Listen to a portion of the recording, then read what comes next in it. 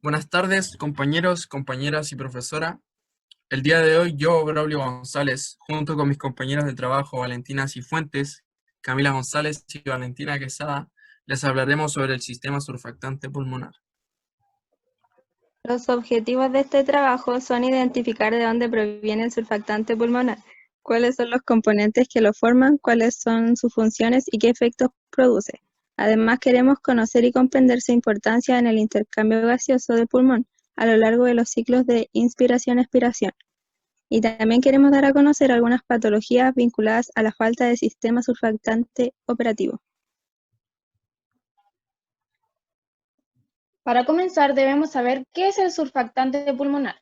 Bueno, este es un complejo lipoproteico sintetizado y secretado por las células del epitelio pulmonar, llamadas neumocitos 2. La necesidad del sistema surge en el momento de la evolución, en donde se establece la respiración aérea. Este es esencial para mantener abierta la superficie respiratoria y defenderla frente a la entrada de organismos patógenos. El surfactante pulmonar está compuesto de lípidos y proteínas.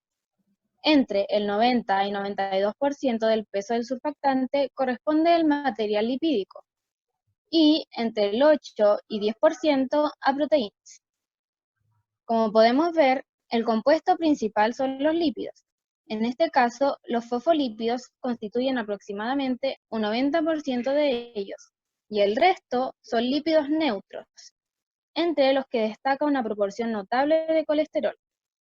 Entre los fosfolípidos, cabe resaltar la presencia de una especie molecular inusual en cualquier otro tejido, que es la dipalmitoilfosfatidilcolina, o DPPC, que constituye más del 40% del surfactante. El surfactante pulmonar cumple una doble función.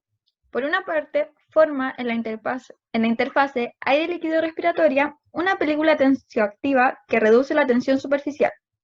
También estabiliza y minimiza la energía que el tejido pulmonar debe aportar para mantener abierta y expuesta la superficie de intercambio gaseoso durante los ciclos de inspiración-expiración. Además, constituye una primera barrera innata frente a la entrada de microorganismos patógenos, bloqueando su acceso a las células epiteliales y a través de esta a los capilares sanguíneos y al resto del organismo. Esto es debido a los componentes moleculares que forman parte de los mecanismos de defensa.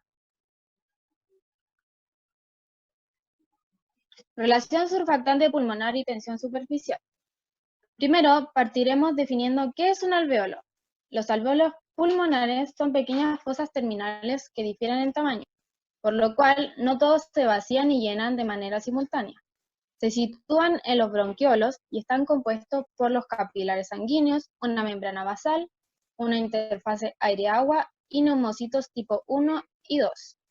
Los neumocitos tipo 1 son los encargados del intercambio de gases, y los tipo 2 son los que producen y secretan el surfactante pulmonar.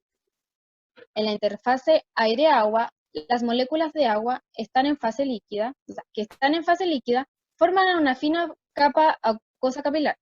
Estas establecen entre sí una serie de interacciones polares muy dinámicas, que están intercambiándose de manera continua, excepto las moléculas de agua que están en la superficie, ya que se encuentran en contacto con el aire, pero solo pueden interactuar con las moléculas que están debajo y al lado de ellas, no así con las moléculas de aire que están encima.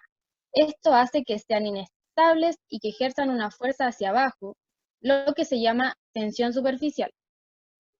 Cuanto más fina sea la capa de agua, más fuerte será la interacción entre el aire y el agua. Por lo tanto, habrá más tensión superficial, lo que producirá que el alvéolo tenga más presión, por lo cual tienda a colapsar. Esto lo podemos demostrar con la ley de Laplace. La presión, que tiende a cerrar un alvéolo, idealmente esférico, está definida por dicha ley. Su fórmula es P igual 2 por gamma partido en R, donde P es la presión de vaciado de la cámara esférica, gamma es la tensión superficial y R es el radio de la curvatura del alvéolo. Por lo tanto, si mayor es el radio, menor es la presión, por ende hay una menor tensión superficial. Como mencionamos anteriormente, los principales agentes tensioactivos del surfactante son sus componentes fosfolipídicos, con capacidad para formar películas interfaciales gracias a su estructura anfipática. Esto quiere decir que contienen a la vez una parte hidrofílica y otra hidrofóbica. Ello facilita la orientación de las moléculas en la interfase aire-líquido, de forma que ofrecen la parte hidrofílica al establecimiento de interacciones polares con el agua y dirigen la parte hidrofóbica hacia el aire. Mientras más moléculas de tensioactivo se sitúan en la interfase, mayor número de moléculas de agua son liberadas a la fase acuosa y menor es la tensión superficial.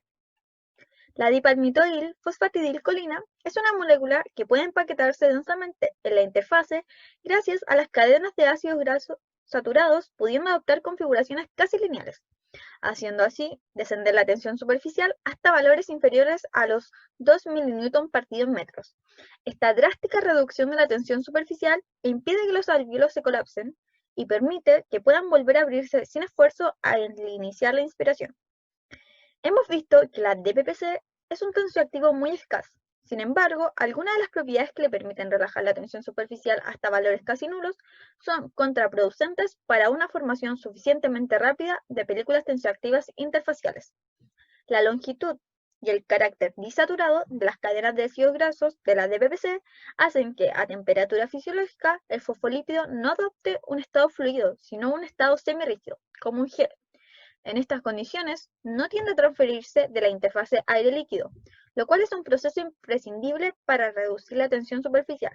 Por este motivo, el surfactante está constituido de diferentes lípidos y proteínas hidrofóbicas. Cuando los neumocitos sintetizan el surfactante, este se dispone y almacena en estructuras de tipo bicapa. Los fosfolípidos insaturados ayudan a que la membrana sea más fluida para que transiten con mayor facilidad hasta la interfase. Las proteínas SPB y SPC, en presencia de fosfatidilglicerol, son las catalizadoras de la transferencia de moléculas tensioactivas, fundamentalmente la DPPC, ya que, como dijimos antes, estas se encuentran en un estado semirrígido, por lo cual no se mueve desde las estructuras lipoproteicas en donde el surfactante se secreta hasta la interfase aire-líquido alveolar, lo cual es algo indispensable.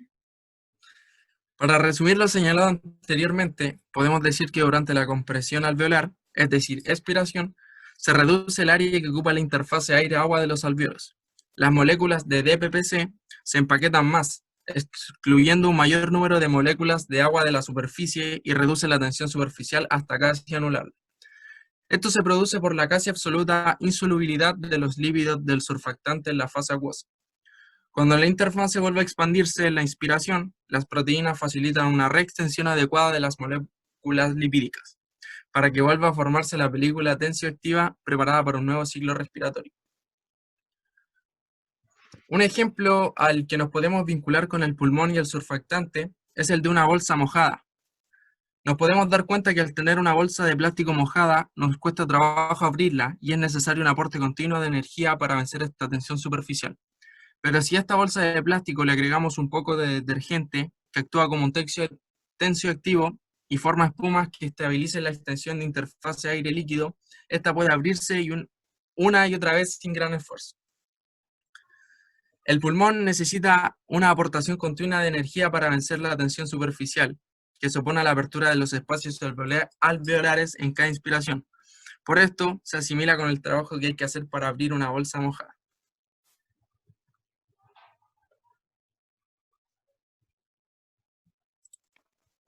Mecanismos de defensa.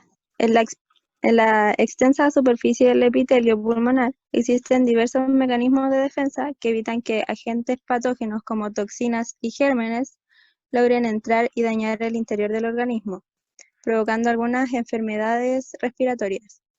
En los espacios alveolares coexisten mecanismos de defensa innatos que no son mediados por anticuerpos y también mecanismos adaptativos que son mediados por anticuerpos.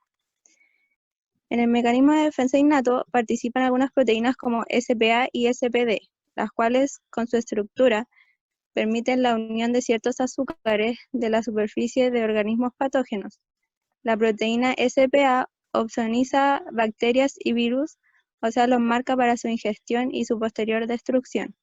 Luego estos son fagocitados por células como macrófagos y monocitos del sistema inmune innato de los espacios alveolares. Por otro lado, las proteínas SPD agrupan microorganismos que pueden ser eliminados en el mucus por las células ciliares a través de las vías aéreas altas. Además, puede que en el mecanismo de defensa innato también participen otras proteínas como las SBB y SPC, las cuales desarrollan una actividad antibiótica sobre diversos microorganismos. Como se sabe, el epitelio respiratorio está expuesto a respuestas inflamatorias. Un ejemplo de esta respuesta puede ser el asma, donde ocurre una inflamación bronquial. Aquí actúan las proteínas SPA y SPC que se unen a LPS, una molécula proinflamatoria, y la eliminan. Además del surfactante pulmonar, se secretan otras series de elementos con actividad antibiótica importante para el sistema inmune del pulmón. Fisiopatologías. La falta de surfactante pulmonar produce dificultad para mantener abiertos los espacios pulmonares. Los bebés que nacen antes de la semana 35 de gestación suelen tener este problema, ya que nacen antes de que el sistema surfactante madure, puesto que el principal componente tensioactivo, la DPPC, se dispara alrededor de la semana 35 de gestación.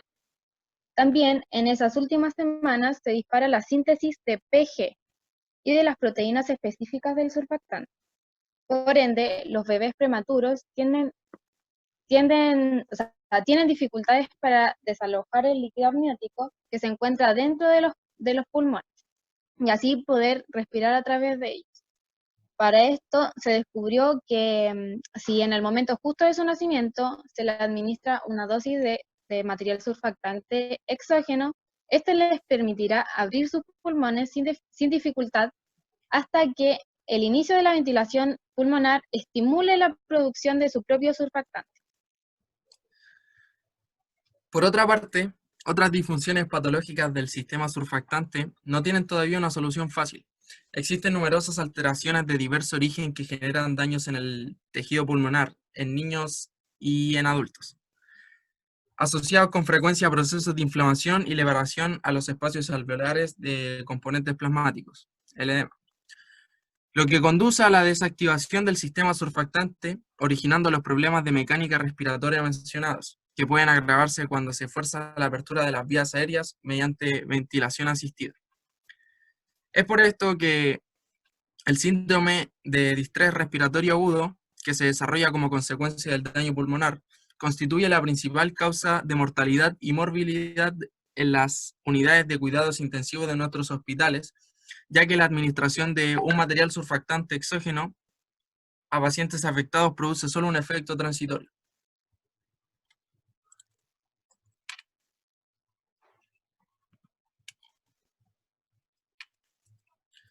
Bueno, y para concluir con este trabajo de investigación, podemos decir que el surfactante pulmonar es de mucha importancia en el intercambio de gases, ya que sin él tendríamos una deficiencia respiratoria debido a que nuestros alvéolos no se expandirían al momento de realizar el proceso de la inspiración-expiración. Y en consecuencia podríamos presentar el síndrome de distrés respiratorio agudo, que es la dificultad por daño pulmonar. También es de gran ayuda para combatir contra patógenos externos y no llevarlos hacia el torrente sanguíneo, evitando casos graves de enfermedades, especialmente respiratorias.